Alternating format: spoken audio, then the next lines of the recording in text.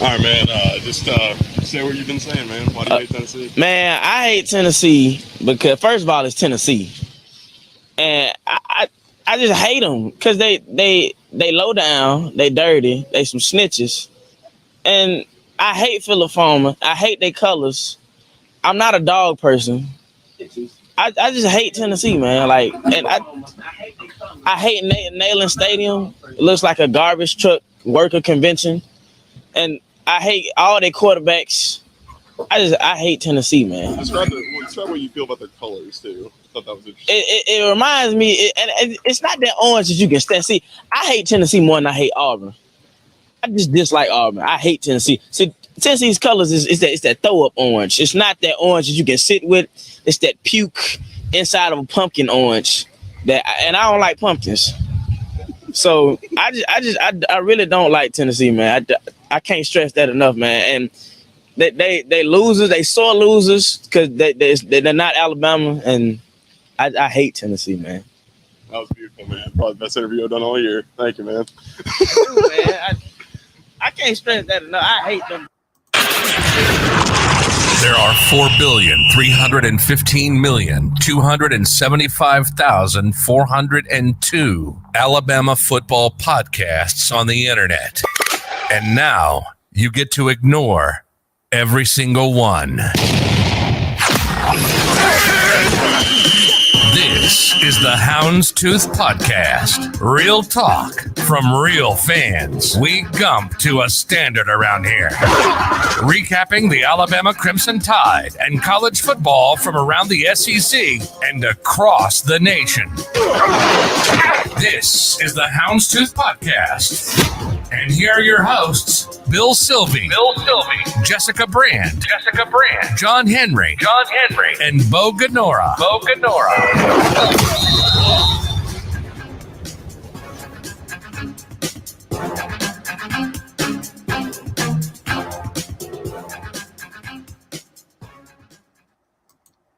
Good evening and welcome to Hate Week, Alabama Crimson Tide fans. That's right. We are going into Neyland Stadium to take out some trash this coming Saturday. That's right.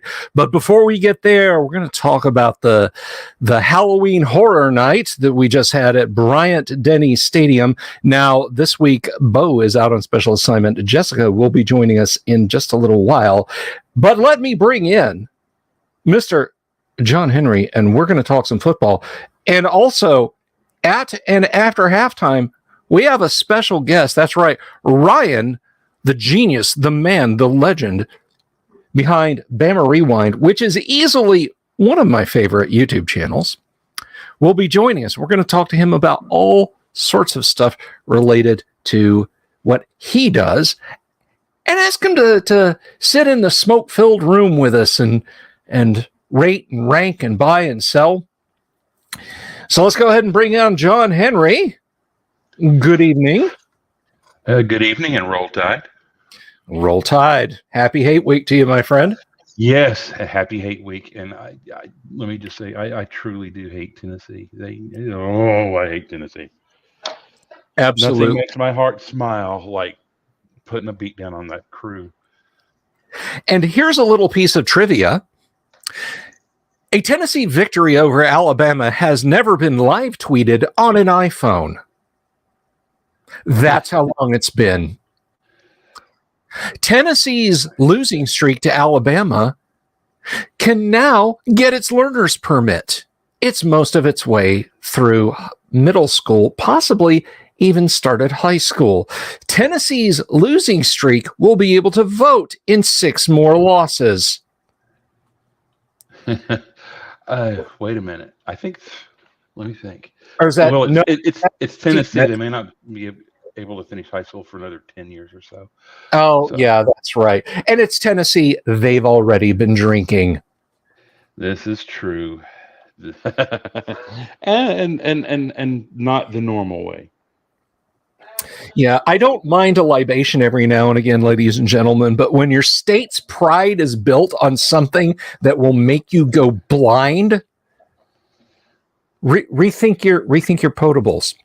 Unfortunately, before we can move forward, We need to reach up and adjust our rear view mirrors a little bit and look at the flaming wreck on the interstate express that is Alabama's current season, that was the Texas A&M game. Look, I'm just going to cut through all the BS, the pseudo poetic garbage. Ladies and gentlemen, Jalen Milroe is not a good quarterback. Jalen Milroe is objectively not a good quarterback. People say, oh, but what about this touchdown pass? What about that touchdown pass? The only efficiency I've seen from Jalen Milroe is in garbage time. I have said time and again, he reminds me of Doug Williams. And people think, oh, yeah, well, Doug Williams won a Super Bowl, Bill. No, Doug Williams when Doug Williams was at the Tampa Bay Buccaneers. Young Doug Williams, who could throw a football from Tampa to Clearwater. Just don't expect anybody in Clearwater to get hit by it. Jalen Milroe's ball handling was atrocious. Running with a football at eye level in one hand, it defies easy explanation and understanding. How? Turnover after turnover. And no, I don't blame one turnover on Jalen Milroe. That was good ball play by Texas A&M. A Texas A&M defender came in and put the top of his helmet on the point of the football. You take a nearly 300-pound young man moving at 14 or 15 miles an hour, wearing a helmet, and have him bash his way into a football being carried. That football is not staying in somebody's hands. I don't care who you are or how much stickum you've got. No, ladies and gentlemen, we had a good scheme. We had a good scheme built around Jalen Milroe's scant strengths, which are pound the rock, RTDB, and the 20 points, all of them. Every single point. We could have won that game 24-0. Excuse me, 30-0. Thank you, Will, for having a gimpy leg. Every single point the Texas A&M got had nothing to do with Texas A&M's scheme. It had everything to do with poor play by Alabama. Our defense was sapped. Because when they thought they could sit down for 90 seconds, 2 minutes, 4 minutes, they were being called back out onto the field to reset again against a suddenly re-energized Texas A&M. But for, quite frankly, some ridiculously bad play calling on behalf of Jimbo Fisher, Alabama loses that game at home, ladies and gentlemen. Alabama loses that game at home. I was standing across the room away from the monitor watching that like a child watching a horror movie. It was just like last year. Everything was falling together, and every single thing that went wrong, with the one exception, was because Jalen Milroe was a poor quarterback. Those are my raw thoughts on the Texas A&M game. John? I am going to be a little less hysterical about what happened on Saturday. Yes, he had a rough, a little rough time at certain points in the game. He's got to protect the ball better. But we got, in my opinion, we got a little bit too conservative in the second half. We should have let him keep going. Get him back up on that saddle and let him keep going and keep slinging that ball all over the field. The offensive line continues to improve. They play probably their best game of the year so Amen. far. Amen. And, for me, going forward, that is a very good sign. They were probably my biggest point of concern going into the season, and they're getting good. They're protecting the quarterback very well, and they're starting to open up some huge holes in the run game. And one Jahmyr Gibbs is really enjoying that. He was okay passing for his first college start. Now, okay passing in your first college start is not going to get it done in the next game. It was enough for Texas A&M as long as we cut out the mistakes. He's going to have to play better and cut out the turnovers if he's playing this next game. If Bryce Young is playing in the next game, I feel way better about things. But, I mean, this was his first start. I'm pretty sure nerves had a lot to do with how he played and some of his mistakes, and maybe a little bit of his pocket awareness and recognition, because from what I've heard, he's a smart kid who knows how to play. He's just a little rough around the edges. And he may not have the best accuracy, and we've gotten a little spoiled around passing accuracy here in the last few years. But he will improve, and I expect him to get quite a bit better and learn from his mistakes from the last game and get a lot better if he comes back and plays again. Jahmyr Gibbs is a weapon. I mean, he's rushed for over 350 yards in the last two games. That's nice. That's really nice. The defense played well. It's the only point. They only led points after the turnovers. Now, they allowed a couple of long balls at times, but Terrion Arnold, he got beaten a couple of times in coverage, but he got targeted 17 times in that game. They were going after him, and they thought they could beat him. But he held up for the most part and ended up playing a very good game, and really came through when it counted. And 2 missed field goals. For now, I'll consider that an aberration. I expect him to do better going forward. He had missed one the game before. He may be pushing a little bit. He just needs to relax and play his game and be Mr. Automatic like he has been the last 2 years. And I mean, this is a team that made a lot of mistakes last week and still came out ahead. They made enough mistakes to lose, but didn't, and that tells you something. Well,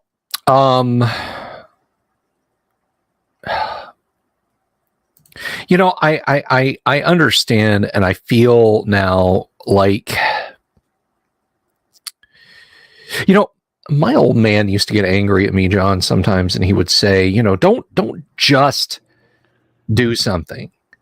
You know, don't put in the minimum, put in the maximum. And that's what I want to see from this Alabama team. I saw incompleteness. I saw a team that was interested in just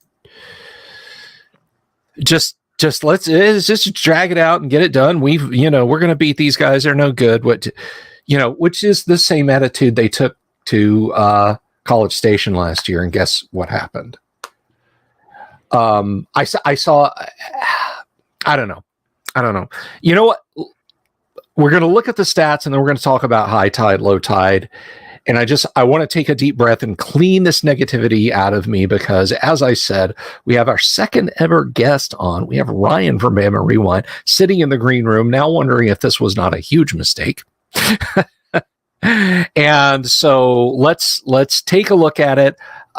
Jess has not joined us yet. Hopefully she'll be along and can talk me off the edge of the bridge.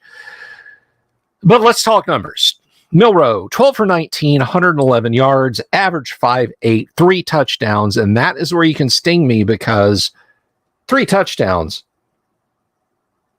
90% of our points. QBR of 62.1.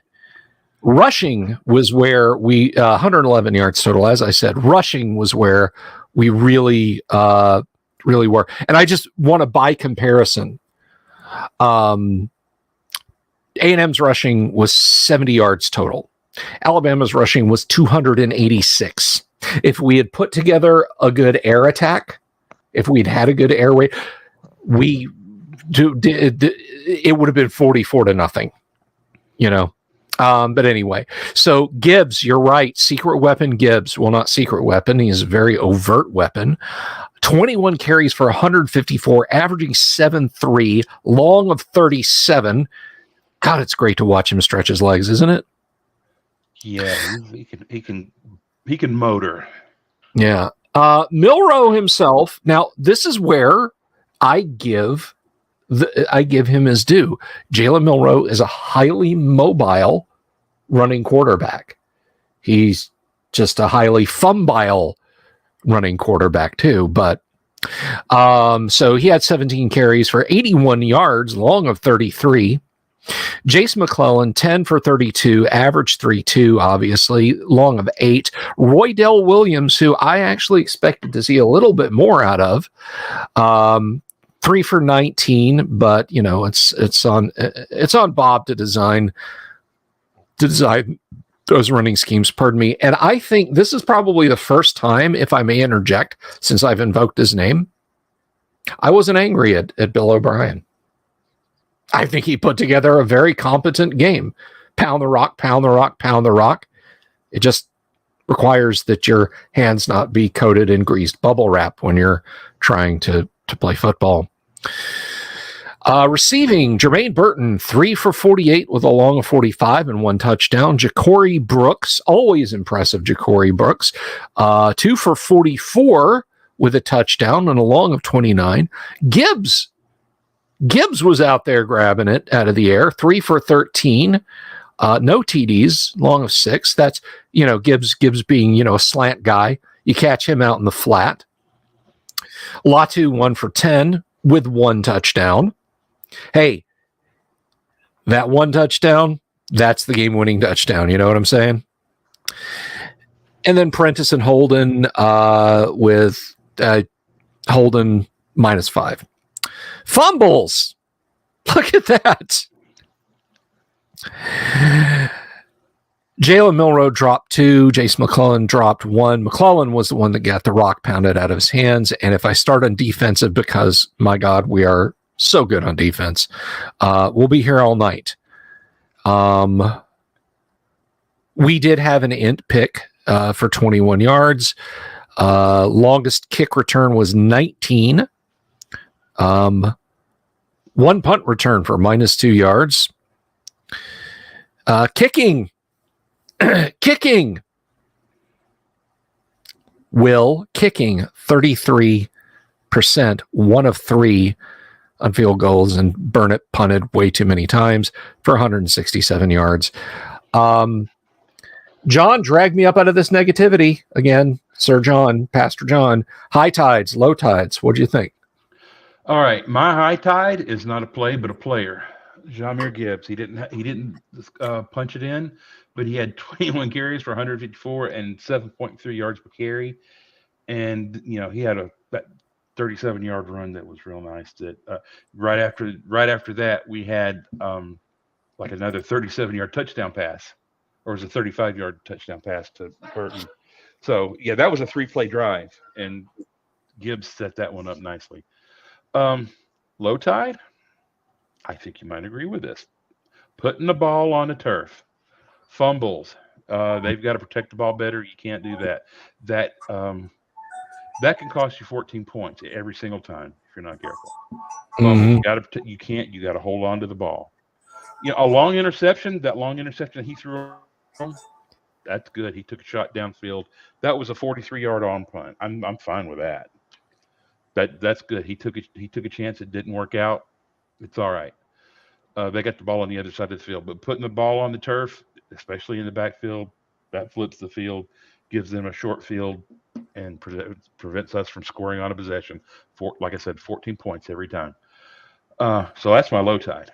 My elephant stomp, Terrion Arnold's interception. That came at a nice point in the game. Mm-hmm. We needed that at that point. I noticed, usually we talk about offense on all these things, but our defense, we need to be talking about it more because it's the better of the units right now, and I really like the way they're playing. I concur. And for me, I'm going to go high tide. High tide moment for me was the defensive play, the game-saving defensive play. That was excellent corner coverage. That was where my heart stopped beating, and I couldn't breathe for a couple of seconds on that. And we had superb corner coverage that prevented this from being an L. Well, you know what? No, I'm going to move that over to the elephant stomp column. That's my elephant stomp moment. High tide, the offensive line. I give the offensive line the high tide because they are forged again hard, and I'm liking what I'm seeing from that. Low tide, ball on the ground. It was tough to come up with, and I know I beat up on Jalen a lot in my preamble, but ball on the ground issues, I think, outdo Reichert's 2 missed field goals. Agreed. It costs more points. The math is that's just what it is. So obviously, if Milroe's going to play, well, you know what? We're going to talk about Tennessee when Bama Rewind is on after halftime. And unless you have any deep wisdom into the A&M game, John, we can just jump straight into halftime. All I can say is without those two, I'm not even going to think about Jace McCollins. I'm going to talk about Jalen Milroe's 2 fumbles. Without those 2 fumbles, and with Will Reichert, his usual automatic self, this is what, a 20-point game at least, instead of a 4-point game, and they're thrown into the end zone on the last play of the game. 24. I think 48-7. Take away our turnovers and give us our kicks. 48-7. So we outplayed them. We just made some mistakes that kept them in the game. We were. I can't really say we were fortunate to win the game because we won the game, and I don't think we were letting them in the end zone on that last drive. No. So I won't say we're fortunate. We were good enough to win the game, making all those mistakes. Cut out the mistakes. This is a blowout, and we're putting in the scrubs in the fourth quarter. Agreed. Well, we didn't do that, but we also didn't lose. Jimbo, me to you, buddy, because I know this is going to make it up on your radar. But anyway, Jimbo, lean in. On goal to go, just a jump pass. That's all you needed to do.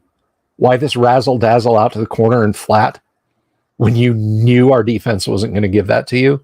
You hated Nick so much that you had to try some hero play, which when you're that close in the red zone, that's a hero play. All your quarterback had to do, Jim, was right across the line, buddy, and we're crying right now. Well done. So, with that said, let us again leave that flaming train wreck behind us and move forward. Normally, this would be where Jess would answer our trivia question for us. We actually didn't get my fault. We didn't get a good trivia question from me.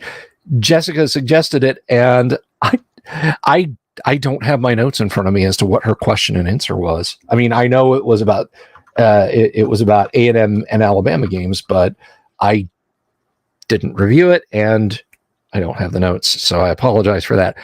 John, have you got a trivia question, or is this one on me? Up to you, buddy. I think we agreed on what we wanted to use. Okay, so who? Here's your halftime trivia question. If you know the answer, you can drop it in the comments. If you're watching this video later, you can put it down in the comments underneath the video and you get the shout out for the week. So if you're sitting out there in the audience and you're just listening as you go and you're like, oh, I know it, then pop onto YouTube and sign in normally and give us your answer in the chat and you'll get the shout out of the week. Which I think we should change it. We should make that something a little bit more physical, but that's for later. So the trivia question, the halftime trivia question for this week is, who was the last Tennessee quarterback to start in a win over the Crimson Tide of Alabama? Who was that quarterback? We know when that was, 16 years ago. But who was that? And if you know the answer, you can leave it in the comments. Now, Bama Rewind is sitting back there in the green room. No fair.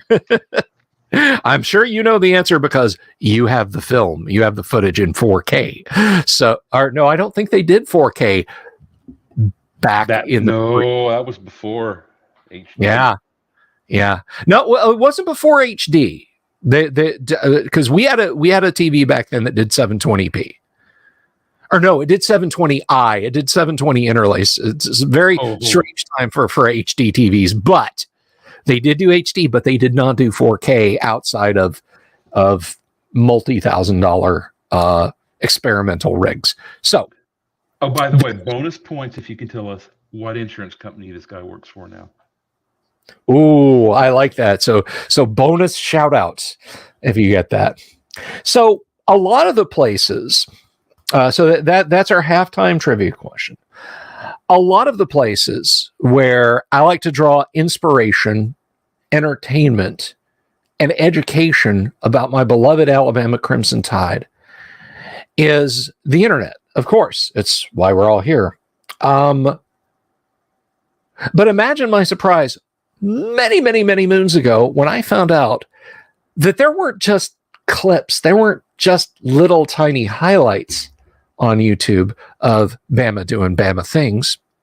No, indeed, there was an entire repository of classic and brand new classic, and for some coaching periods, not quite so classic, Alabama Crimson Tide football games hosted on a channel by tonight's guest. Everybody, please put your hands together and welcome the one, the only Bama Rewind. Roll Tide, Bama. Roll Tide.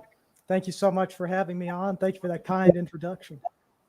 Well, thank you for stopping by, and it's great. Thank you for agreeing to hang out with a couple of Bama football weirdos and our friends whenever they get here. So this is kind of the halftime period of the show. I'm not sure if you watched or listened to us before, but we sort of kick back here. But I was hoping you'll stick around for the second half, and we can kind of roll you in, no pun intended, into a little bit of our predictions and ranking system. Is that okay? Sure, that sounds great to me. That's great.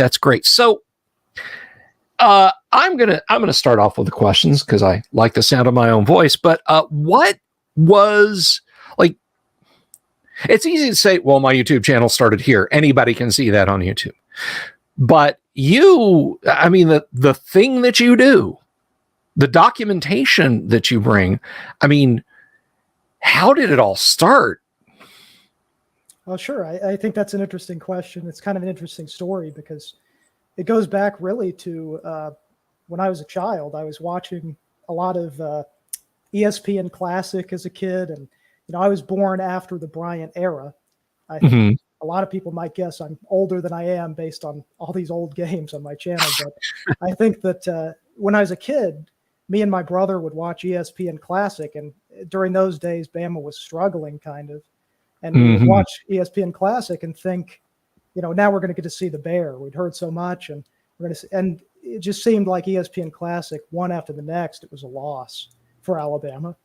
And I remember when later on, much later, they came with the SEC Network. They came out with SEC Rewind, and I started to see on there it was Bo over the top and the punt Bama punt and all these infamous losses for Bama fans. I started going on YouTube and I saw there were so many classic defeats for Alabama.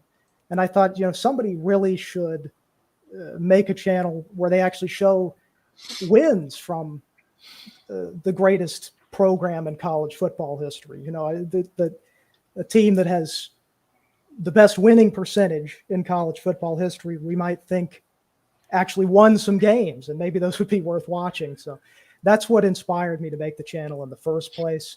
And I had already, done a bunch of VHS recordings as a kid. And back in those days, there were a lot more classic college football channels posting full games, but a lot of those have been deleted in the years since. But that made it easier to start back then. Sure. That's great. And I have to admit, this is like kind of our first chance to have a deep conversation. Yeah, I did have you pegged as an older Tide fan. I mean, I'm 50. Sorry, my audio broke up there. I'm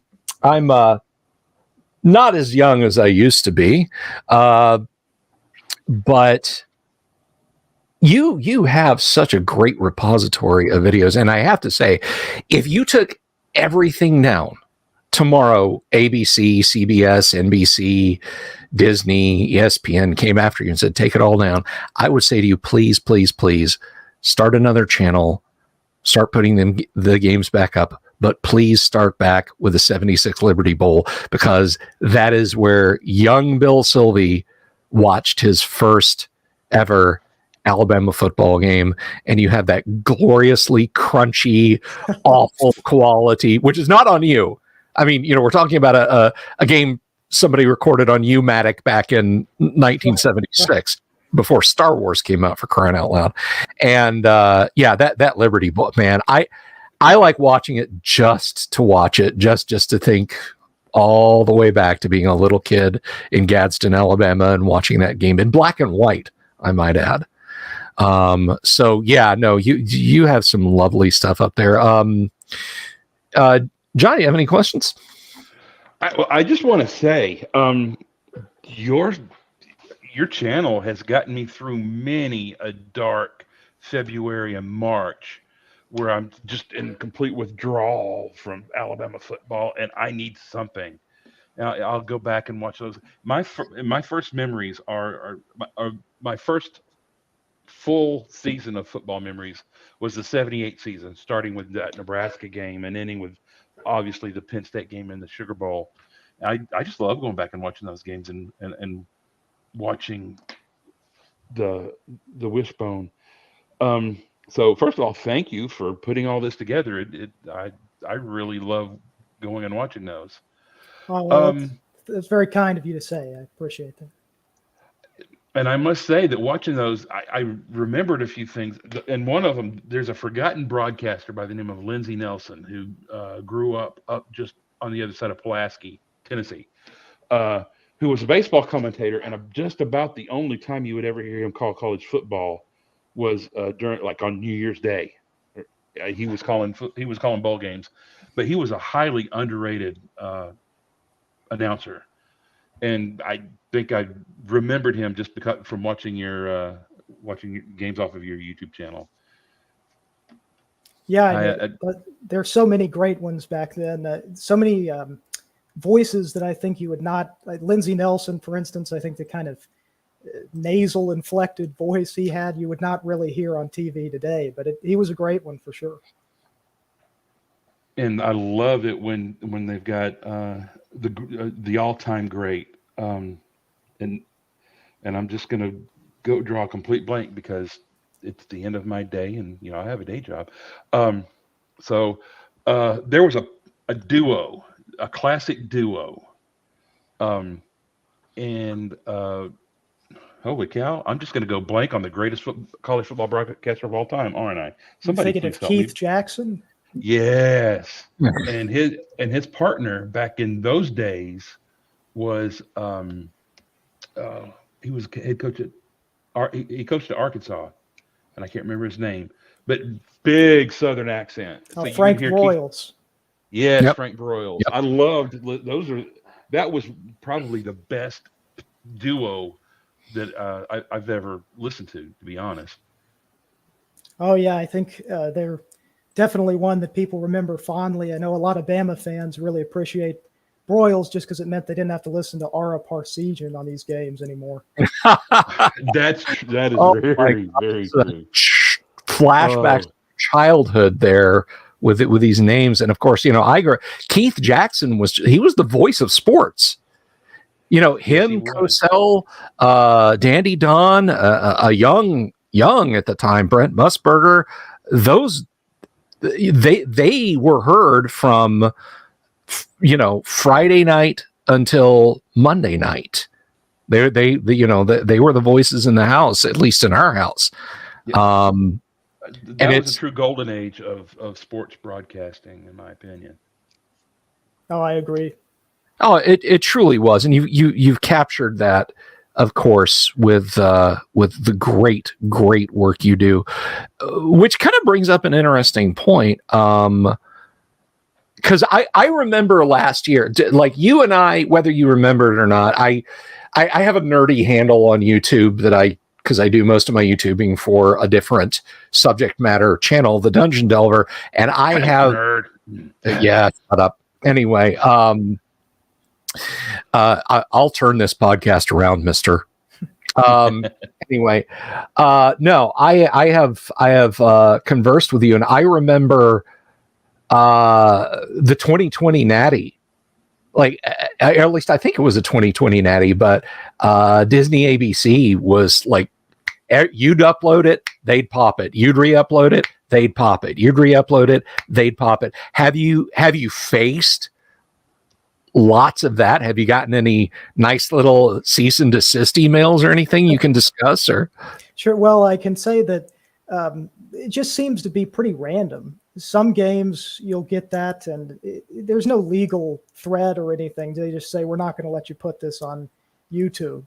And I say, basically, well, I'm just going to re-upload it. You're usually what that is a computer has gone through and done that. There's not really a human doing it. So I just re-upload it and wait it out. And usually the worst I've had, I think, might have been that game against Ohio State a couple years ago, where it seemed like they took it down 2 or 3 times. But eventually they just give it up because they really get most of their views in the immediate aftermath, just people Monday morning wanting to see it. And so they're really on the hunt for anybody uploading it. But I think after a couple days, and certainly after a couple weeks, they lose interest in pursuing it, and it allows me to leave it up there. And then the other thing I always say is I have never made a single cent off this channel or anything, so I don't feel I'm stealing anything from them or anything like that. So, is there a particular game that you have found that you're most proud of? I have found this, and it was just a Herculean effort, and you've got your chest stuck out because you were able to secure that footage and get it loaded, get it uploaded and shown. Yeah, so the most proud I am generally are these games from, way back when you're looking at even pre-Bryant stuff. Some of these leather helmet era type games, those were really quite difficult to find, these newsreel footage. Some of the Bryant games where you actually get the broadcast, I would say. In terms of a single game, I'm not sure. I can say that there are some out there that are sort of a holy grail that I've not been able to find. One that sticks out in my mind is the 1970 Astro Bluebonnet Bowl. That's one that I've been looking for years, and I've never found anything. They played Oklahoma. They tied them in that game, and I think it was one of the last Bluebonnet Bowls ever played. So I think that would be an interesting one to watch, but I've never found that one. In terms of the rarest single game, I'm not sure. I mean, anything pre-television becomes an enormous challenge for obvious reasons.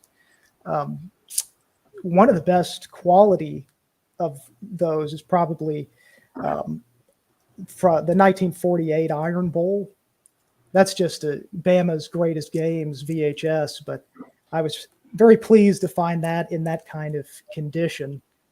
If for nothing else, that's a game that Alabama won 55-0 against Auburn. So that's one to be proud of for sure. Oh, I must go find that one. Yeah. Watching Auburn get beat 55-0 in any era is fun. Oh yes. It's that's right up there with a 2012 beatdown. Oh yeah, in 2012, Bama easily could have overtaken that as the biggest blowout in the series, but they put on a clinic and not running up the score in that game. Yeah. So now are you an alum from Alabama? Did you go? I did, yes, and in fact, both my siblings went as well. So the family is just roll tide through and through, I would say. Oh, that's wonderful. I'm a semi-sidewalk fan. My dad attended a couple of years at a satellite school there in Gadsden. They actually had a satellite campus for a little while in the 70s, and Pop got his AS in accounting. But for myself, I have wandered here and there and picked up a few college credits elsewhere. But well, that's great. Now, have you ever reached out to the school for some of these missing or rare games? Is it anything they might be able to help with? No, when I've contacted the Bryant Museum about stuff, they guard that stuff pretty closely, has been my finding. They just seem to have a big vault of stuff that I think they share with ESPN when they're doing some sort of historical documentary or segment. But in terms of sharing it with the public, they are not very forthcoming with that stuff. Well, that's just a head scratcher. Something like that could only grow the fandom. Yeah, I agree. I mean, I think that the relative popularity of my channel suggests that the Bryant Museum could do something similar, but their YouTube presence is not that active, really. So, yeah, that's just that's a real like. Well, why don't you guys? So in the overall, I mean, I think it's easy, particularly for a younger man like yourself, to point at the Sherman's march to the sea that is Nick Saban's tenure here at Alabama, and call that your favorite. But do you have a favorite era? Well, I think I have a lot of nostalgia for when I was really a kid. I mean, the Stallings era into even the dark ages of Bama football. I really like those a lot. And the early Saban era as well, when they were really rising to prominence. I would say that period through probably, the end of the 2012 season, I would guess, is where I'd put it. I mean, one of my favorite seasons still, even though it didn't end in a championship, is that 2008 season. Yeah, the 2008 season was a lot of fun to watch, and of course you can watch it if you YouTube. If you want to paste your URL in the private chat, I can share it out there, and we can get rid of my silly joke on the ticker there. But yeah, so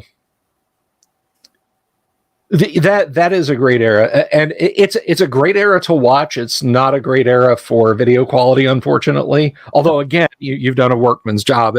It's 4:3 mono audio. Sounds like a box of Kleenex is sitting in front of a single speaker television, and all those games that you showed. Because again, I mean, cast your mind back to 2007, 2008. We're all thinking, okay, this guy came from Miami and he came from LSU, and I don't know, I guess he'll be gone in a couple of years or something, and we'll maybe Rich Rodriguez will come back around and we'll see how he does.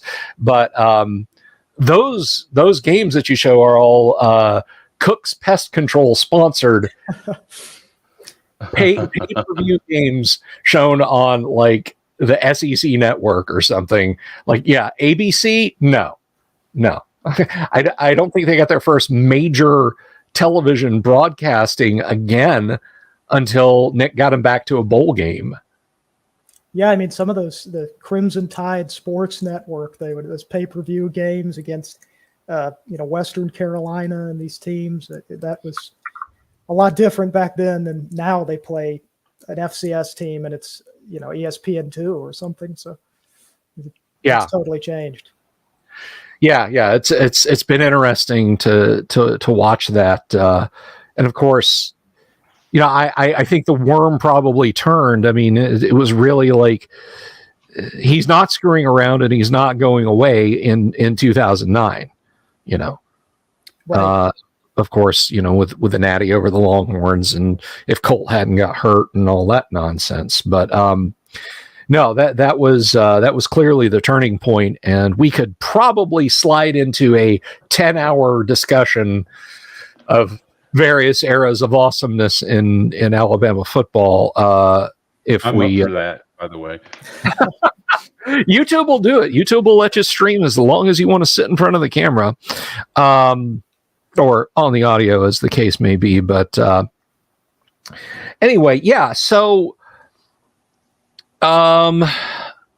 you've told us about your favorite game, your favorite era.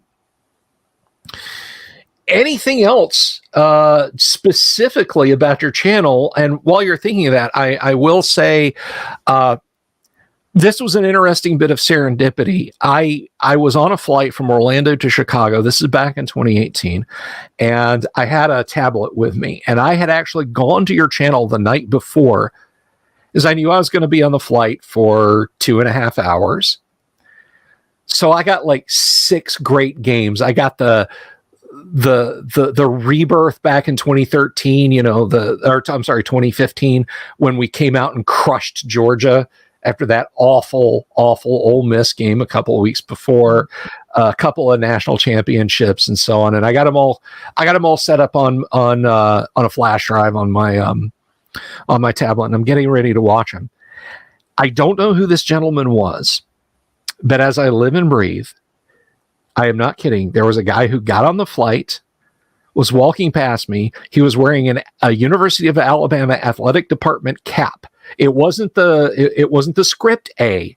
It was the block red A with white outline and a windbreaker that said University of Alabama Athletics. And he's carrying a metal clipboard, and you can just see like a few tufts of paper. You know, the type that's got like a built-in drawer, Right. just a few tufts of paper. And he's just carrying that along. And I glanced up and I said, "Roll Tide." And he just kind of smiled and said, "Roll Tide," and kept going. I don't know who this older gentleman was, but my God, it looked like he'd walked off the field and onto the plane. And I was like, God, if he had sat across the aisle or just in front of me, or just, I wasn't going to traipse down to the other end of the plane. Probably somebody doing some recruiting, maybe. I don't know. But it was interesting. Your games are your condensations there. I got to watch the best of 4 or 5 great Alabama games on the flight. So that was a lot of fun. I'm glad. I know that anytime you're on a flight like that, it can be rough for any entertainment. So if it helps with that, I'm happy. Right on. You actually bring a question to mind, and this is not about Bama Rewind. This is a question for any Alabama fan. I'm going to ask any Alabama fan. What is the farthest from home you've ever been roll tided? What is the farthest place from home that you ever had someone come up to you and say, "Roll Tide"? I can tell you mine. You said it was for everyone, but I was in Berlin, Germany in 2014, and was wearing a Bama zip up. I had some other tourist come up to me and tell me "Roll Tide." So that's got to be it for me. That's a nice distance. That's a nice distance. What about you, Bill? I never go anywhere around here at the supermarket. I mean, but I make up for it, because God help the person who gives me a Roll Tide. I will pin them down and talk Alabama football with them until they're like, "My milk is spoiled, my ice cream is melted, and my steaks are rotten. Have a great day." Okay. How about you, the John? farthest for me has been Seattle. I think that was the farthest from home I've been roll tided. I have to get farther. I've never been to Europe, so I can't use that as a measuring stick. It's incredible how it's this global brand. I mean, you can see people sort of a little bit of an extended family, we might say. Yes, it is. Yes, it is. And I like the versatility of the phrase. Hello, goodbye. I agree. It's like aloha. It- Um, on steroids, yes. there is a if you don't follow these guys on Facebook, you absolutely should, just for how heartwarming it is. But in Jerusalem, there is an Alabama Crimson Tide store. They have a Facebook presence. If you don't have Facebook, do it just to follow them. But they're just stuck in a market. Is this little, and it's run by a local guy who just loves Alabama Crimson Tide football, and it's just so charming to see that. Yeah, that is incredible. We have a guy. I don't know. We have a guy. There is a gentleman, and I'm going to mutilate your name, buddy, if you're listening to this. Gardar St. Olafson. He's on one of the Alabama football discords that we visit, troll, post our links to, what have you. He is in Iceland, so he gets to watch most of his games at, if they're playing in Tuscaloosa, I think, and it's a night game. I think it's basically, if he's not like streaming it at that moment, he can watch it anytime the next day. But if he's catching it on a VPN type stream, it's, that's of course 2 a.m. for him. So he's pretty far out. He is pretty far out there. That's some dedication for sure. It is. Now, I do have a relative. She grew up in rural, and I mean rural, North Alabama. And she ended up marrying a naval officer from New York and converted him to both the South and the Alabama Crimson Tide. And he had the extensive Navy career traveling, and they used to send us Christmas cards of a big Alabama flag from the Himalayas, or sitting on a camel, or all these different places all over the Pacific, and North and South Pacific. And yeah, so they've carried it far and wide. Yeah. Did you guys see? You may have caught in one of Saban's recent press conferences, there was a reporter from Mexico City in the audience. I did. That was awesome. Go ahead. Yeah, he just asked Saban, did you know that you have a ton of fans in Mexico, and what would you like to say? And it's a really wholesome exchange. Yeah, it was quite wonderful. This is only ancillary to Alabama, but I did give the longest roll tide. There was a you know how YouTube goes. It's like you start unraveling a yarn comforter, right? You start pulling on a thread, and the next thing you know, it's just, you got all this stuff falling in your lap. Like, I'm a fan of vintage computing. Well, YouTube decided one day, hey, you like watching people fix old things? Here's cars. Here's some guys who fix cars. Now, because of YouTube, I'm a huge fan of guys that do vintage car restorations. So I'm watching YouTube one day, and I think it was either because of your videos or because I was watching something about world events. I ended up watching a channel called Asian Boss. And they had some folks from, God bless them, they were escapees from North Korea, trying American barbecue for the first time. And one of the barbecue restaurants that they tried was from Central Alabama. The owners picked up and moved to Seoul, Korea, and opened another barbecue restaurant there. And the gentleman who was, he was an American who was showing them these various sauces and foods. And of course they're loving it.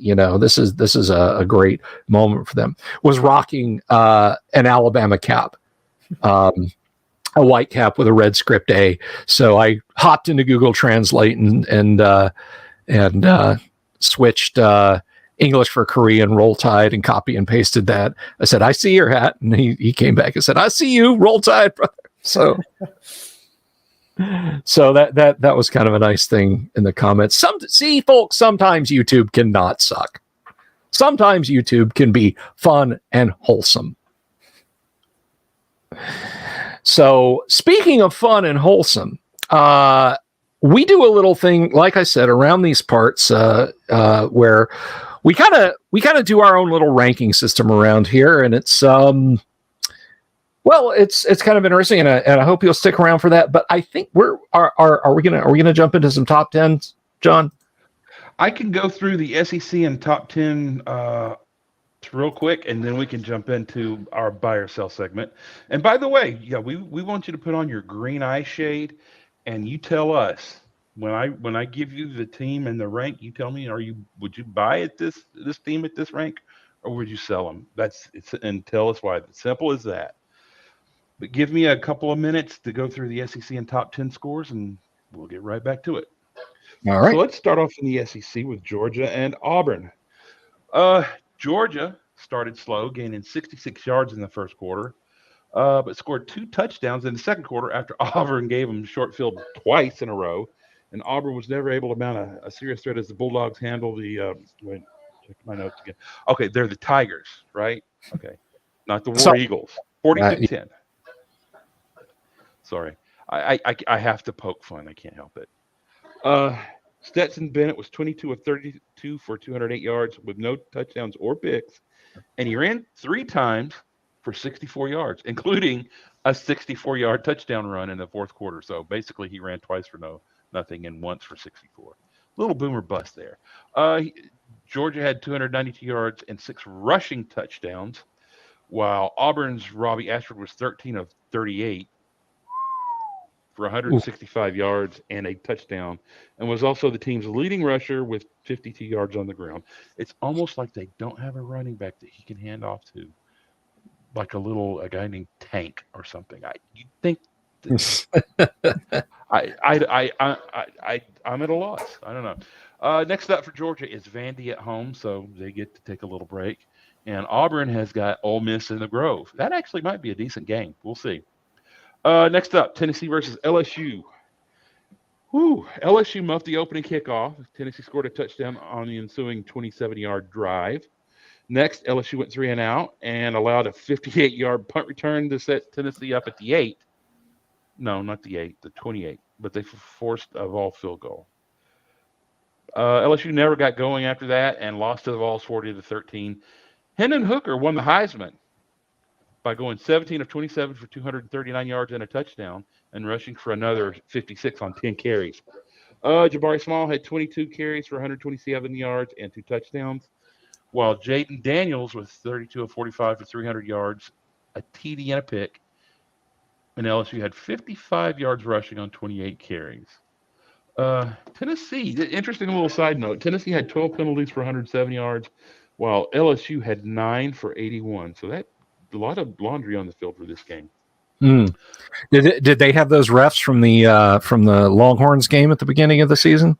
You know what? I'm just thinking the way that they like to throw laundry around at Alabama, this game may take a while to finish, and there may be a lot of backing up and trying it again. But we'll see. But honestly, Tennessee, they don't have to play any more of their games this year because they've already won the national championship. They've been crowned. They don't have to do anything else.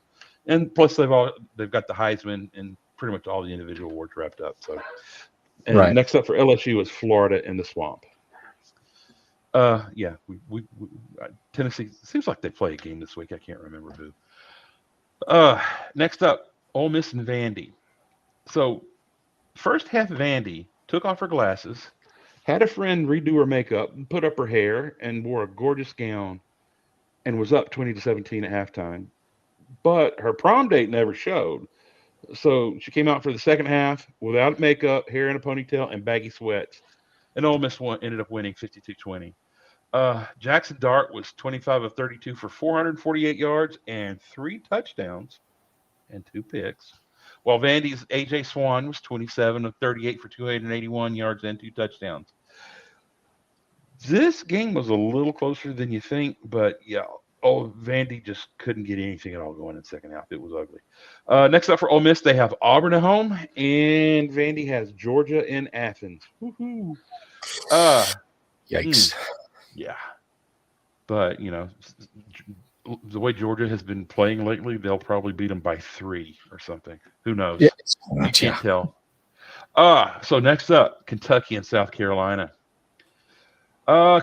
Chris Rodriguez Jr. botched a reverse pitch on the first play of the game, and Gamecock Marshawn Lloyd punched it in from the 2 on the next play. And this game did not get any prettier from there. Spencer Rattler, and by the way, he has since been demoted to Garter Snake,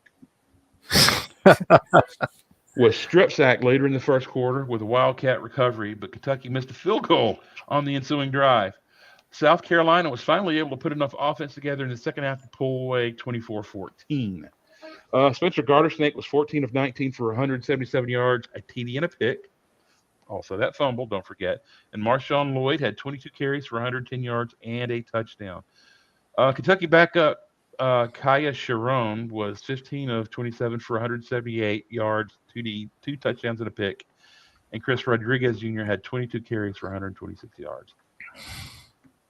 That was it was not a pretty game, and both teams were kind of sloppy. Kentucky, of course, was without their starting quarterback. We can forgive them for not having their starting quarterback and not playing well, right, guys? Right? All right. That's a proxy question. All right. Next up for Kentucky is Mississippi State at home, and for South Carolina, they get the week off. They're on a bye. Good for them. Okay, Mississippi State and Arkansas next up. It was a matter of an air raid offense going up against a vulnerable and hungover secondary, and Will Rogers went 31 of 48 for 395 yards and 3 touchdowns. And they had over 100. They had 100 yards rushing and 2 touchdowns on 70 carries from Dylan Johnson. While Razorback backup Malik Hornsby, remember, they lost their starting quarterback against Alabama, and so they were playing their backup quarterback. He was 8 of 17 for 234 yards with a TD and 2 picks, along with 8 carries for 114 yards. Arkansas also had, by the way, 10 penalties for 84 yards. Seems like there's a trend here with backups coming in and not playing well and not winning. Interesting. Next up for Mississippi State is Kentucky and Lexington, while Arkansas plays BYU and Provo. Don't know if KJ Jefferson's going to be back for that or not. I think they're expecting him to. If he's playing, that'll be an interesting game. And finally, Florida, Missouri. Florida returned a punt 48 yards to the 24-yard line in the first quarter that set up a 37-yard field goal after a massive 4-yard drive. Then on the next drive, Missouri quarterback Brady Cook threw a horrible pass into the flat that was promptly taken to the house by Gator Jaden Hill. If you've seen that, he just kind of threw it out there. He left it out there for anybody. Missouri fought back and was able to take. John, bad quarterbacking led to a turnover and a score. Yeah, it did. And it seems that most teams that have that happen tend to not win much. All right. So, Missouri did fight back and was able to take it to the half, tied 10-10. But Florida came back and scored on an 82-yard drive and a 91-yard drive after another Brady Cook pick to win 24-17. Cook was 22 of 30 for 222 yards and the 2 picks, while Nathaniel Pete had 20 carries for 170 yards and a touchdown. Week 1 Heisman winner Anthony Richardson was 8 of 14 for 62 yards, a touchdown, and a pick. Those numbers. Missouri had 370 total yards to Florida's 297 and dominated the time of possession, 36:09 to 23:51. But, yeah. That was just ugly. See, I'm glad you watch these games because I don't have to. When we were doing this show at to 8 o'clock on Sunday mornings. I had to sit up and watch Pac-10 after dark because we did the top 25, and the Pac-10 had a ridiculous number of teams in the top 25 last year. So I'd be sitting up till 3 a.m. waiting for games to finish so I could do the crawl.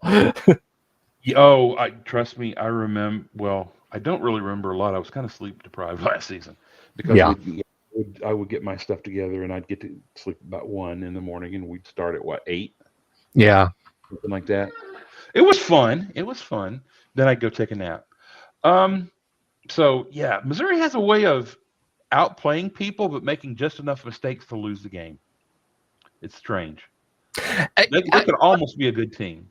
We're going to talk about this when we get closer, Rewind, I really, really want your input on this. Are Bama Missouri games not the weirdest damn things like every other year? Yeah, I mean that feels like a bizarre out of conference game anytime they play.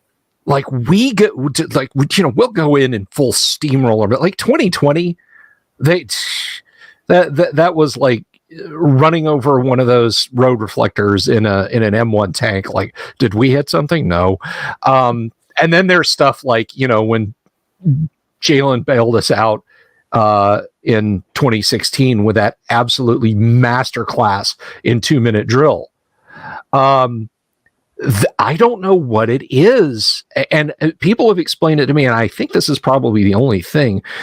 When we play Missouri, we get them late in the season. We're nicked up and tired, and expectations are all over the place for what we're going to do. And I think a lot of times, particularly when we go to their stadium, and those cowbells start, it's just like, wow, okay, they're up 14. What do we do? And then we win, but it's still weird.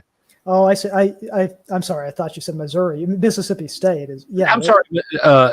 Mississippi State. I didn't mean Missouri. I meant Mississippi State. Well, they're both weird. I mean, anytime Bama plays Missouri, it feels weird. But with Mississippi State, they do seem to struggle with them more than you would expect sometimes. I mean, especially when you look at it's Bama's most played opponent, and I think that they've played them over 100 times, and I think they've lost to them like 17 times in history. And so they've totally dominated the series, but you watch the games and they're more often close than you would think. Now, not the last 2 years though, but often it is. This game this year is starting to worry me a bit because their offense is clicking pretty well. I'm interested to see if hanging back in cover 2 is gonna, and just coming up and tackling them short of the first down is going to work this year. Yeah, they seem to have a trigger puller who's doing real well. They look like a good team. They've got Mike Leach's system kind of clicking for them after a couple of years, and I just don't know what happened with the game against LSU. And that seems to be an aberration. Yeah. I'm sorry. LSU is an aberration. I'm sorry. They have talent, but they have ways. They play so sloppy, and they had Florida State, and in that comeback until freshman tight end forgets the rule that you learn in middle school about blocking on an extra point. You always block the inside guy. He lets 2 guys go inside him. They block. Of course, they block it. I don't know. I'm sorry. I'm still ranting about that, and that was from week 1. Yeah. Right. Well, you think LSU is a little screwy right now? Wait until they can't afford good practice equipment because they have to buy Brian Kelly out. Yeah. How many buyouts are they still on the hook for? At 3. least 2, right? Well, I'm sorry. I'm getting ahead of myself. At least 2. Okay. So, wrapping it up. Florida's got next up got LSU at home, and Missouri is a 10.5-point underdog to the bye week. Finally, just so you know, Texas A&M this week they are going to be too busy checking their NIL account balances to play a game. Hey, they don't call him the funniest color man in YouTube College Sports Talk on the Houndstooth podcast for nothing, folks. All right, let's real quick go through the top 10 and and then we'll move on into the buy or sell. All right. So we know what number 1 Georgia, number 2 Alabama did. Number 3 is Ohio State. Ohio State pummeled Michigan State to the tune of 49-20. The Spartans' offense was indeed pretty sparse, with 195 yards in the air and 7 on the ground. C.J. Stroud went 21 of 26 for 361 yards, 6 TDs, and a pick 6, by the way, while Trevion Henderson had 19 carries for 118 yards and a TD. So their offense is rolling pretty well, and looking at their defensive numbers, their run defense is, even if it's pretty good, or they're playing some people that don't know how to run the ball. A little bit of column A, a little bit of column B, in my opinion. All right. Next up for them, they're resting up after that grueling schedule of unranked opponents that they've played so far. Number 4, Michigan played Indiana, and Indiana was even with Michigan for half a game, but had 44 yards of total offense and lost a fumble in the second half as the Wolverines pulled away 31-10. J.J. McCarthy was 28 of 36 for 304 yards, 3 touchdowns and a pick, while Blake Corum had 124 yards and a touchdown on 25 carries. And by the way, there was an orgy sighting. 1 carry, 3 yards. No idea why. He's their 4th-string quarterback, in case you didn't know. Alex Orgy. Yes, I did not know. I had no idea what you were talking about. Week 1, he's in the game late. Like he said, he's true freshman 4th-string quarterback. Late in the game, he scores a touchdown. And the announcer, of course, had to yell out, "And there's an orgy in the end zone." That's how I know about this, because it went sort of viral. So low-hanging fruit, my friend. Low-hanging fruit. If it's there, I'm going to take it, no matter how cheap. Connor Bazelak for Indiana was 25 of 49 for 203 yards, a touchdown, and a pick. Next up for Michigan, Penn State at home. That might be a good game. That's going to be a top 10 matchup. It's been a while for that one. Number 5, Clemson. Sorry, that is hard. I have trouble swallowing something when I get this point in the top 10. Is Auburn with a lake a little easier on the throat and palate? No, the thing that I have trouble swallowing is Clemson at number 5. Yeah, we're going to get there, and I'm going to have some things to say about that. All right. Well, let's hurry up and get there. Clemson went to Massachusetts last weekend and did a bit of leafing, and they took a break to pound Boston College 31-3.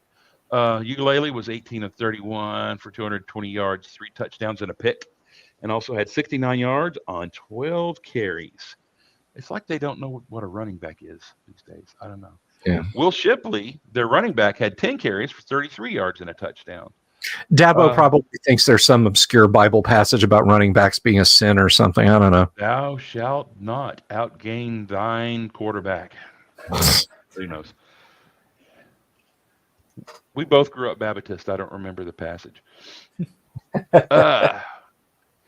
BC quarterback Phil Jerkovic. Oh, that's an unfortunate name. If they were top 10, I could use this, but this is the only chance I'm going to have to talk about this guy. He was 19 of 40 for 188 yards, and Boston College was held to 25 yards rushing. And by the way, you think this was a massive beatdown and Clemson had their way? Clemson was 5 of 14 on third down. Clemsoned. They Clemsoned. Yeah, there are some. If you go look at their numbers, sometimes you'll see they're struggling in places where you wouldn't expect them to struggle, but they end up scoring a lot of points in the end, usually in the fourth quarter. And next up for Clemson, Florida State and Tallahassee. I'm not saying Florida State's going to win, but they are capable of beating them, and best of luck to you, my friends. Number 6, USC. I'll root for FSU on that. I don't expect them to win, but they have the capability if they can get out of their own way. Agree. They're another one of those teams that play they win sloppy and they lose sloppy. If they can clean it up, they might be pretty good.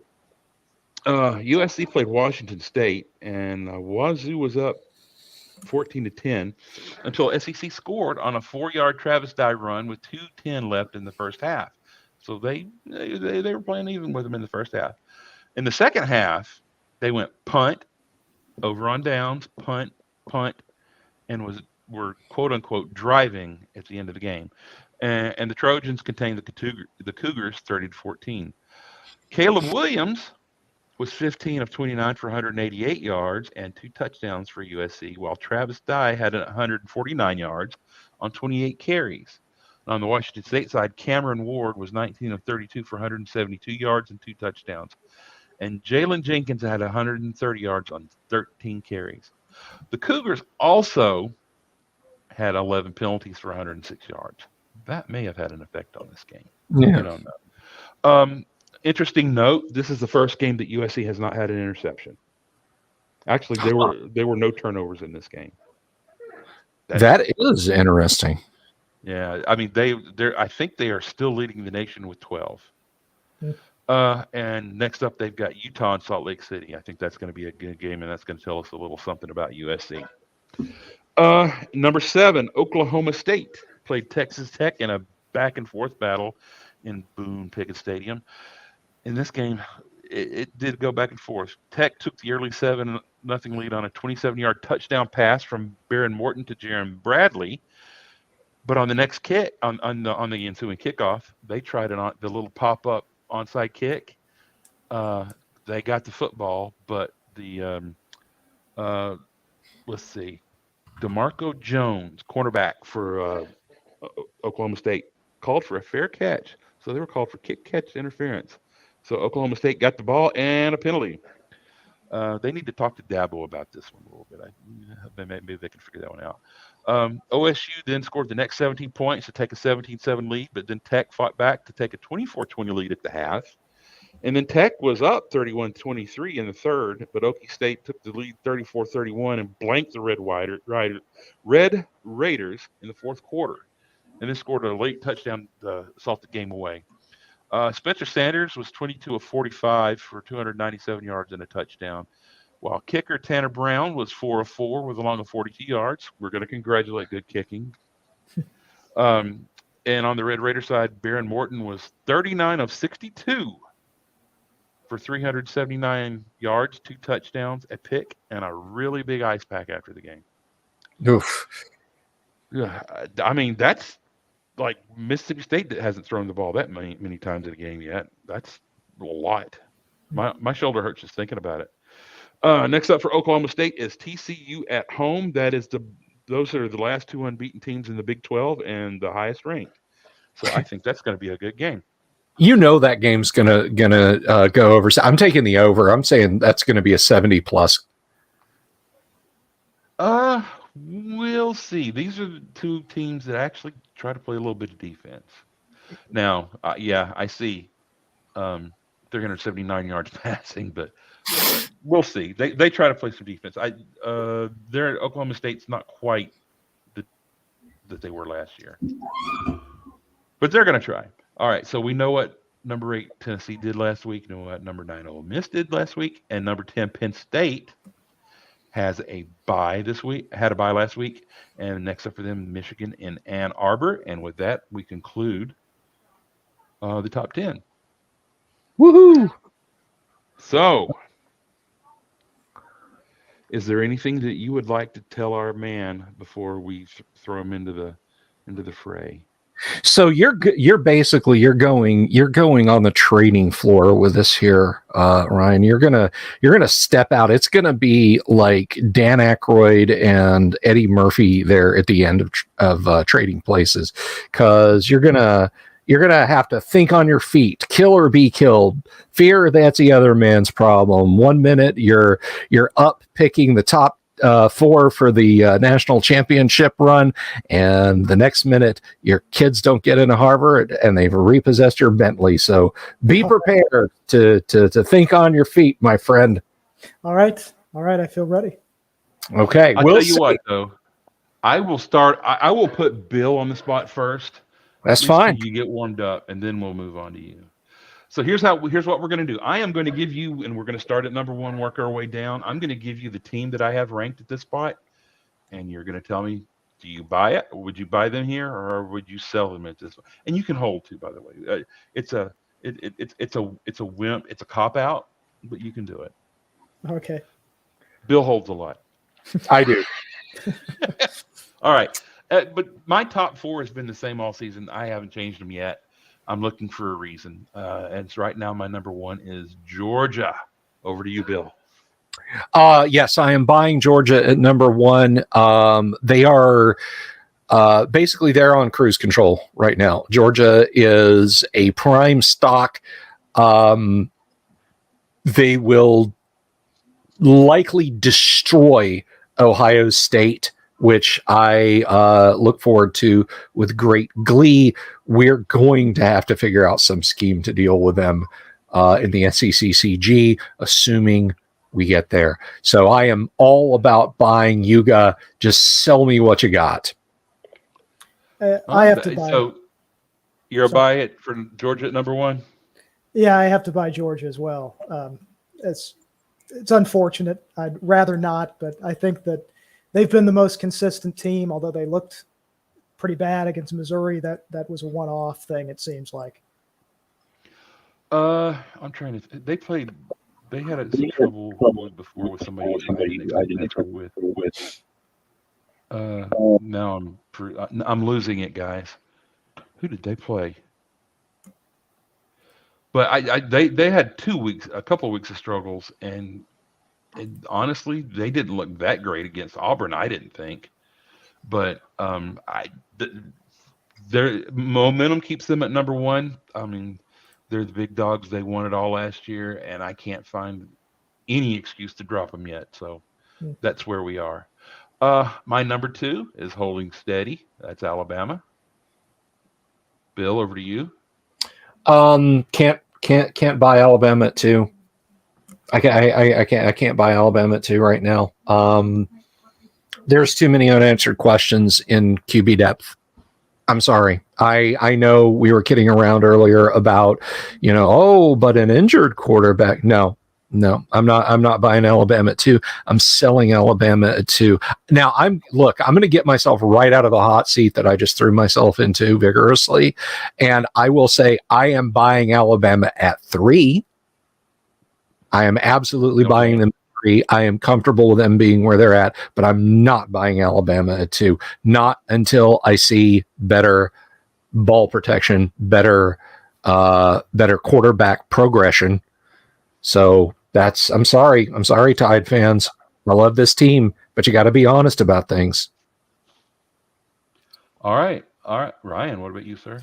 I think I also have to sell them at number 2 right now, just because we've not seen them play a complete game against a quality opponent, in my opinion.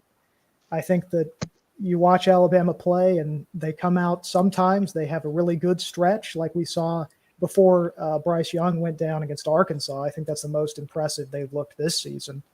But then they go ice cold for stretches.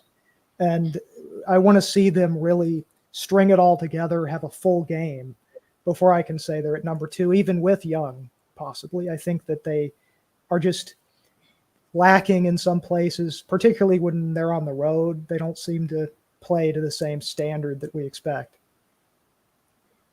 Okay. Well, we're going to move on to number 3, and the first thing I'm going to do, Ryan, is put you on the spot, and the second thing I'm going to do is give you a team that you don't expect. My number 3 has been and is still Michigan. Oh wow, okay. I have to sell Michigan there.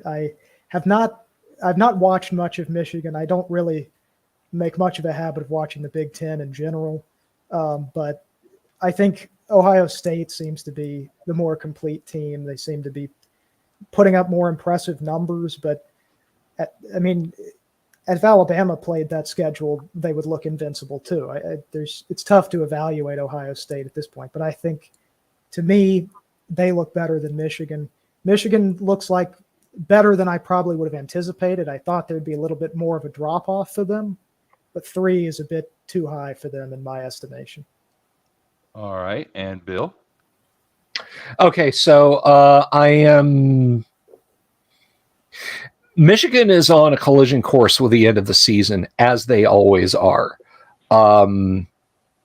Go blue, go, and keep going, and don't look at big bowls as you keep going blue, because you're not going to get into them. I am a slight sell on Michigan. I don't think they stick it out in the long run because they really never have. I'm sorry, Jim Harbaugh is not a complete coach. He has never put together a team in college football that can go the distance. So, yeah, selling Michigan. Okay. Now, this is all about Michigan versus Ohio State here to me. I see these as the number 3 and 4 teams in the country. Michigan owns the win last season, and that win was a physically dominant win. What I look for with Ohio State is they throw up big numbers. And so far, they've played a bad schedule. Not all of that is their fault. Notre Dame was supposed to be pretty good this year, but they fell off a lot farther than people expected. And, their other good in conference team was Michigan State, and Michigan State is just awful. They are terrible. So I think Ohio State's got some inflated numbers, and I still think at this point I haven't seen anything that tells me that Michigan would beat them at the line of scrimmage and bring those numbers down pretty significantly. That's John, why I have them there. Sorry, before you go on to the next talk, can I just interject something real quick? And I'd like our guests' view on this. Can I just say that Notre Dame's implosion this season fills me with just an evil joy. Oh yeah, I would. I'm sorry. I would correct that to righteous joy. Sorry. Righteous, that's fine. Yeah, you got to agree. I mean, certainly anybody that's followed Bama for a long time, you got to agree with that. I mean, anybody who's just a fan of college football, you got to be sick of watching Notre Dame get in the playoff and just put everybody to sleep with these embarrassing outings. So yeah, I enjoy that. I will say though that, as was brought up earlier, Notre Dame looked more physical against Ohio State. I am questioning that with Ohio State, that even a team as sorry as Notre Dame this year pushed them around a little bit. They have tried to improve their defense over the last couple of seasons, and they seem to have a better defense. But the other thing I've noticed about Ohio State, and by the way, they are my number 4 team, but the thing that I have noticed is they come up against a team that's physical at the line of scrimmage, they struggle. It happened to them a couple of times last year against teams that you would not expect to beat them, and Michigan just hammered them. So that is why I still have Michigan ranked above Ohio State, but I still think those are the 4 best teams in the country right now. So let's go to number 4, Ohio State, guys. Bill, go with you first. Yeah, I'm buying Ohio State at 4. That is an absolutely great place. It is a high perch from which they can snipe. They are a complete team. They are probably, next to Georgia, the most complete team. They're a solid investment. You're going to get return on that investment. There's no reason to not buy Ohio State at number 4. Ryan? Sure, I buy them there. I think I probably have them up at 2, even though I think Alabama would beat them. I just think that Ohio State, to me, almost every year it's an automatic 11-0 going into the Michigan game. There's just nobody in that conference hardly that can compete with them for 4 quarters in terms of the talent on the field. So it's tough to ever have them outside of your top 4. I agreed. And this ends the boring, everybody kind of knows where everybody is. Starting at number 5, it gets weird around here. It has not been the same 2 weeks in a row. So let's jump right in. And I'm gonna keep it back over with you, Ryan. My number 5 right now is Tennessee. Yeah, I think I'd probably sell Tennessee at that level. I think that Tennessee looks great offensively. They are leading the nation in a lot of offensive statistics, but that defense, particularly in the secondary, I really question how they can hold up against some of the better teams in college football. I think that when they played Pittsburgh, who in my mind is their best opponent to this point, if Pitt doesn't lose their starting quarterback, that's a loss for Tennessee already. So I think that for me, it's a little high having them at 5. But Tennessee's back. Oh, I know. Well, I was going to say earlier, there's never been a more fitting name for a coach than for Tennessee to have a coach with the name Heupel. I think it's just. I grew up in Tennessee, and I can tell you, anytime, no matter how bad the opening stretch was for them in the season, if they beat Akron by 50 points, feels like 98. National championship season, guaranteed in their mind. So. Do you mind my asking what part of Tennessee you grew up in? I grew up right by the Alabama border, southern middle Tennessee. Fayetteville? Right around there, Tullahoma. Oh, I know. Okay. I've got family in Tullahoma. Oh, great. Okay. I know exactly. Bill, Tennessee, number 5. And I'm selling Tennessee at number 5. I think they have too many question marks in defense for them to be a solid product. I think they're going to get exposed. Georgia, I would even give Kentucky a good run against Tennessee. I think Kentucky can trip them up if Kentucky can hold it together and not fly apart like the cheap product that they are. Hell, with or without their starting quarterback. Come on, John. Yeah, I will cut your salary in half. I'll do it. Oh, I cut the salary for the guy that had us scheduled for Sunday mornings, and I'll cut yours too. I think that's a fair statement. All kidding aside, but. Kentucky is God love them. They're just holding it together as best they can, but they're outside the realm of discussion. We're talking about Tennessee. Yeah, I mean they're in the top 10 mix, but I'm just not at 5. Not at 5. So okay, you think they're top 10, but not 5. Top 5. Selling most of them. I know if Jess was here, she would have the exact term for that, but I am selling most of my Tennessee at 5. Okay. So my problem here has been who do you put there if not them? Ole Miss, I don't think they're to that level. I think at this point I think Ole Miss is better is not as good, and I had them at number 5 last week. So there are some teams that I had up higher that I've dropped down. They've either lost or they've struggled against people they shouldn't be struggling against. And that's made some of these other teams move up, like my number 6, Oklahoma State. Bill, let's go with you. That's tough because mullets come and go as irony or as actual fashion statements. So Oklahoma State, I feel like a slight buy on. In fact, if you put a gun to my head and told me I had to, I would be completely comfortable flipping Oklahoma for Tennessee. Basically, selling all my Tennessee at 5 to buy Oklahoma to 5. So Oklahoma being number 6, I think is a solid buy. I think it's a good investment, but not higher. Don't start thinking, hey, we're on the outside looking in. We got an outside shot at the play. No, you don't. Oklahoma, you're still going to the Kiss Your Sister upstairs VCR repair bowl in January, but you're getting there. You're getting there.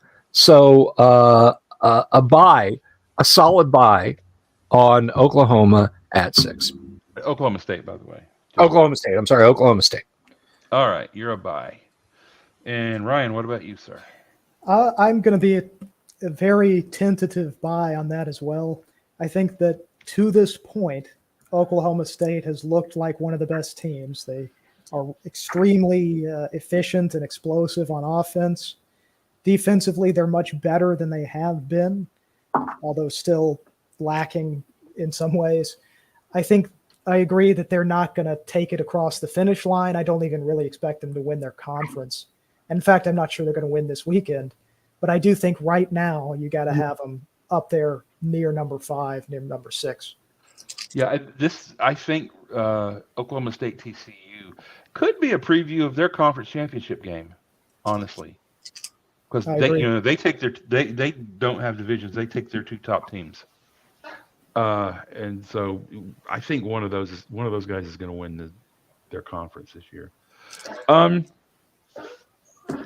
it's funny though, I don't have TCU ranked in the top 10 here. They're just outside the top 10. And my number 7, with apologies, Bill, I apologize from the bottom of my heart that I put Clemson at number 7.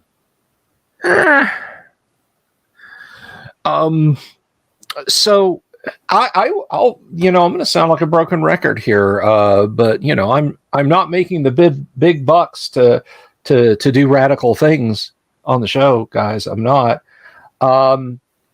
Here's the thing: if you want absolutely, positively, 100% the best 2017 football team that all of your money can buy, look no further than Clemson. It is a clean, gently used automobile of a football team.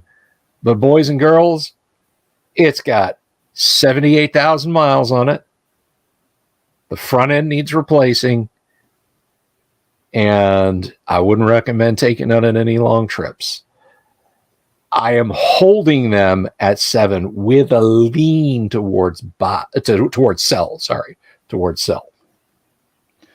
Okay, so you're a hold to sell.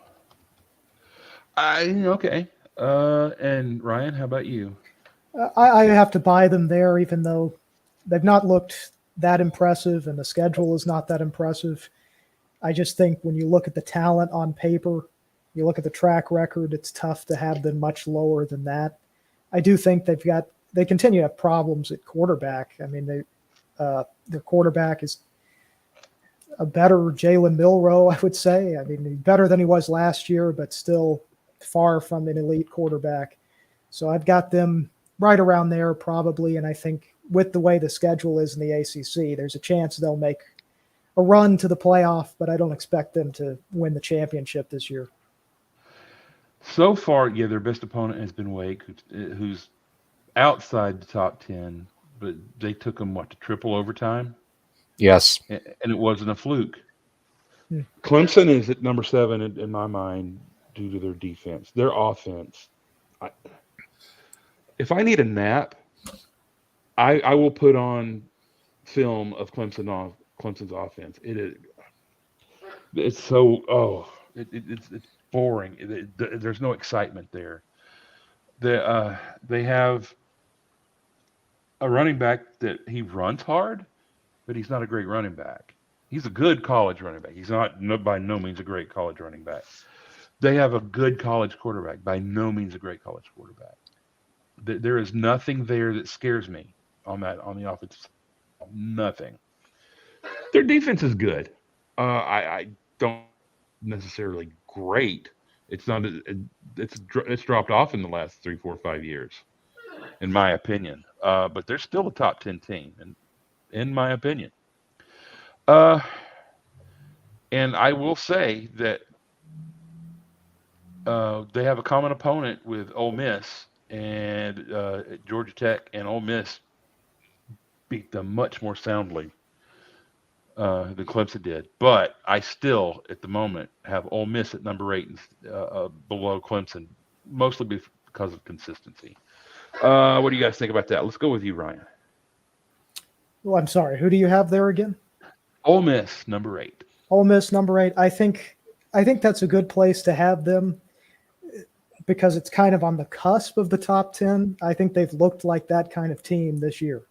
They have some games they look good, some stretches they look really good, and then they have games where they really struggle against some mediocre opponents. Like Vandy? Vandy, and then Tulsa as well. I think they struggled with them when they played. So it's an up and down team. We don't really know much about them to this point. We're going to find out more in the coming weeks, but I think they look to me to be one of the better teams in the SEC and, of course, by extension in college football. So would you buy them here? I would buy them. All right. And Bill? I think that assessment of Ryan's is spot on, and I think that's been the case for the last 3 seasons. Something is going to start to click, and I mean that in a positive, non-sarcastic way. Look, I have never been shy about my, gosh darn it, I just can't hate the guy, admiration for Lane Kiffin, and something he is going to hit the sweet spot, guys. And when he does, Kirby Smart needs to maybe consider taking an early retirement, because he is going to eat the SEC alive when it does. I think you have them placed exactly perfectly, John, at number 8. I think they are positioned for incredible things. Incredible things. I think they are going to be the fiercest opponent that Nick Saban will face from now until he retires in 2062. So I am a strong buy for Ole Miss at 8. Okay. I tend to agree. I have not been impressed with Jackson Dart so far this year until this last week. I'm not saying it's Vanderbilt, but he finally had a game. He had what looked to be a breakout game where he started throwing the ball down the field and throwing the ball all over the place. If they can keep that up, they're very dangerous. We'll find out. They're hard to place to me still. And my number 9, and I still may be having Auburn goggles because of I saw them with Auburn, and I saw what they did, and I was kind of impressed. I don't think Auburn was that bad. So right now I've got Penn State at number 9. Bill, what do you think? Oh, damn it. You would ask me first about Penn State. You know how I feel about Penn State, but I have to be objective and think of them as a football team and not as an institution entity. Penn State investors are poor investors. I know. That's why I'm taking a deep breath. Penn State has been playing, let's look at them here. They're 5-0. They're 2-0 in their conference, but then they almost got out schemed by Purdue. They beat Ohio University. Not that Ohio. But then they struggle against Northwestern. So, and Northwestern's not that good. I'm going to hold until after Michigan. Okay, I'll ask you again next week. Ask me again next week. Possibly. That's fair. All right, Ryan, what do you think about Penn State? I have to sell Penn State there. I think just a little bit lower for them. I think that Penn State, they did look pretty good against Auburn. Most teams have looked pretty good against Auburn this year. I think that when I watched Penn State play Purdue really had them dead to rights in that game and choked it away. I think that I've not been that impressed. I didn't see much of the Northwestern game, but the score leaves a lot to be desired. That said, I don't know who you put there necessarily instead of them, but it just seems a bit high in my mind. Oh, and that is fair. And we're getting to the part where it's hard to distinguish. There's been a clump right around here. And I've been moving people in and out. Honestly, I've got Wake Forest and TCU right outside of my top 10, waiting for somebody to mess up.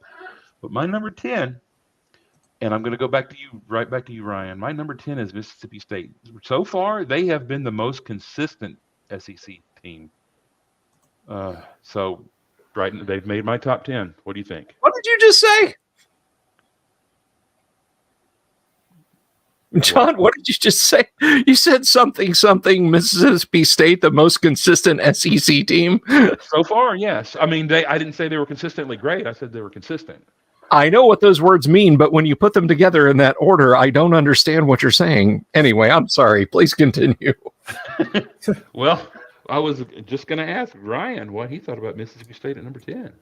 I've got to sell them from there just because I can't have them ahead of undefeated teams. I think the loss to LSU sticks in my mind.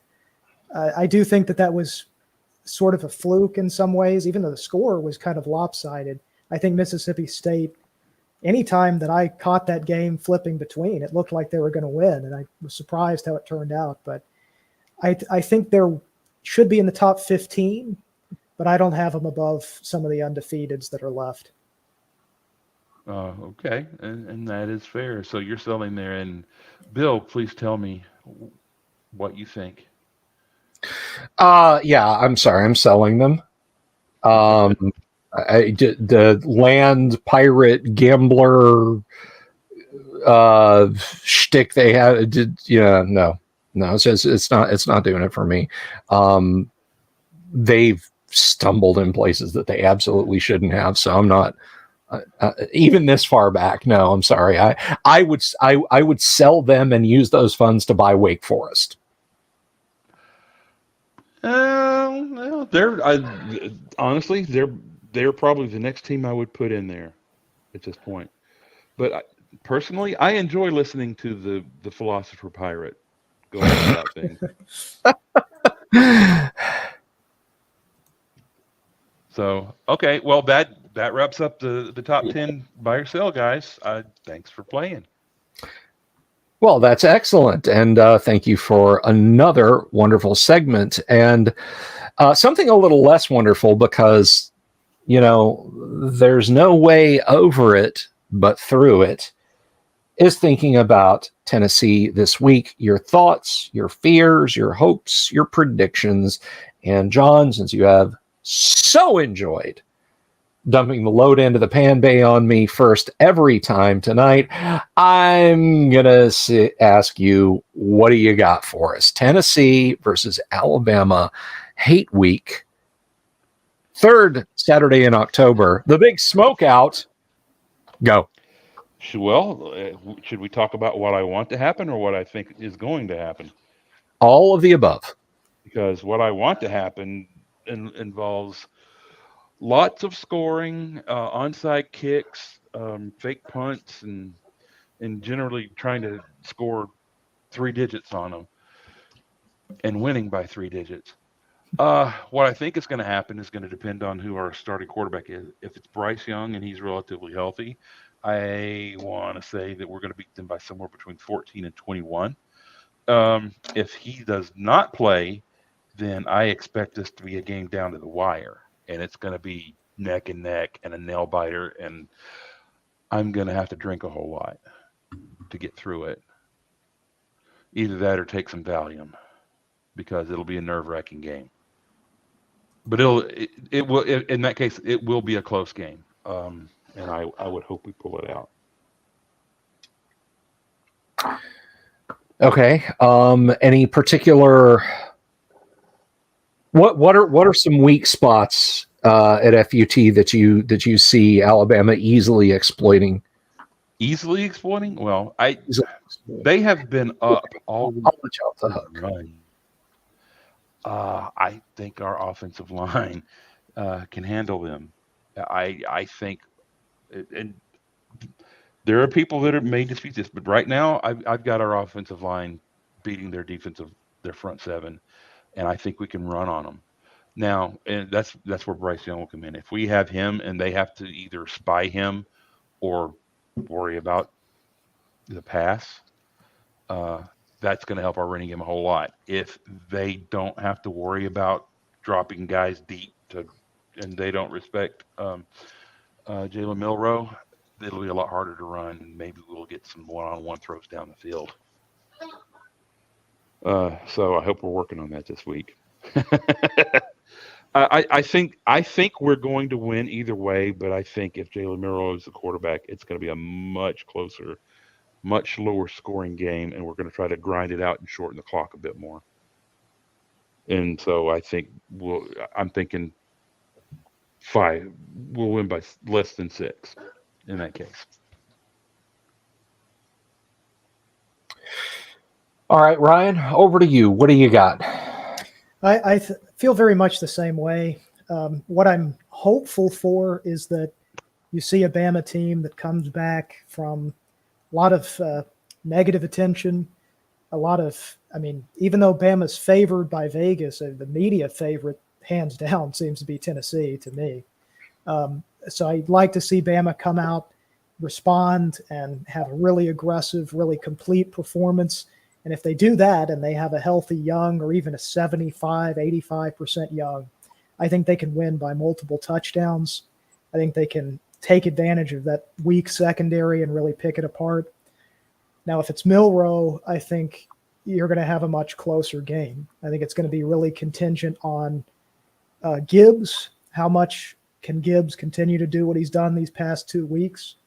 It's going to be contingent on the defense. Can they slow down Hendon Hooker? I think what worries me about that is that the weakest part of the defense is the secondary. It's been much improved from where it had been last year and in some recent years, but still that's the softest part of this defense. If they can do their job well, they can win it with Milroe, but I think it'll be very close. I think it'll be another edge of your seat, heart-rending kind of finish if it's Milroe. If it's Young, I think it'll be more comfortable, and I do think it'll be Young. I'll throw that prediction in as well. I think Young will play. I think he will not be 100%, but I think they'll sort of give up on some of the deep balls and do a little more intermediate and underneath passes and get it done with him. That's my prediction. Okay. Looking at the tail of the tape, just going by the piece of paper in front of me, I see an Alabama Crimson Tide that is set to beat Tennessee. If it is Jalen Milroe, our margin of victory is between 2 and 6 points. It might come down to a field goal. Hopefully for us, and hopefully Will Reichard is firing on all cylinders if that's the case. If Bryce Young plays, and if he doesn't get dumped on his shoulder, because I'm here to tell you, it can happen. And I know I've seen too many Vols fans saying they hope Bryce plays and they hope he gets hurt and taken out for the season on a re-injury. I'm not saying all Vols fans. Don't at me. If Bryce plays, comfortable 17-point win.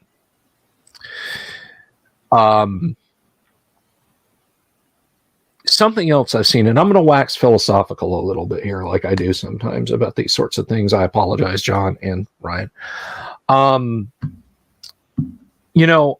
reminded at moments like this of, it's kind of an obscure film, but it's a good one. If you like sports films, I recommend it. It's 1977, One-on-One, Robbie Benson, G.D. Spradlin, and Ed O'Toole, where he plays Robbie plays a high school basketball phenom who goes to the big college and runs up against a tough as nails coach played by Spradlin. And Spradlin gives a de-inspirational speech. And he says at the beginning of the how do you do meet and greet moment. And he says to the students, there is no voting here. If someone tells you to do something, don't ask why, just do it. This isn't a democracy. We don't have time. Not this year. Not with this team. And I've heard some of my Alabama fans, even people who are still high on Alabama, say, well, we can afford to lose to Tennessee.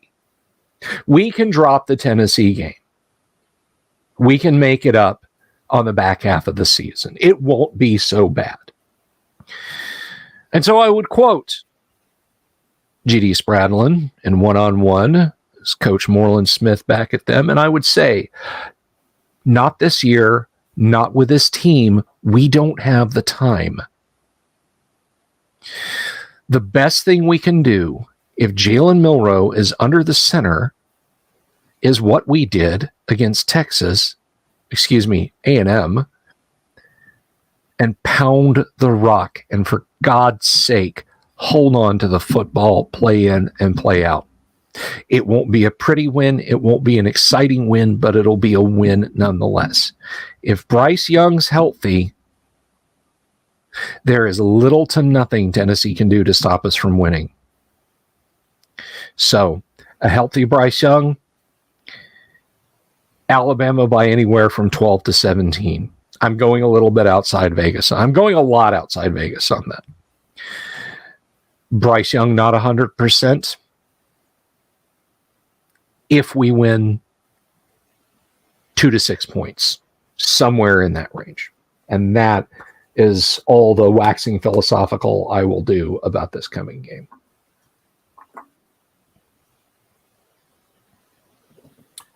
So,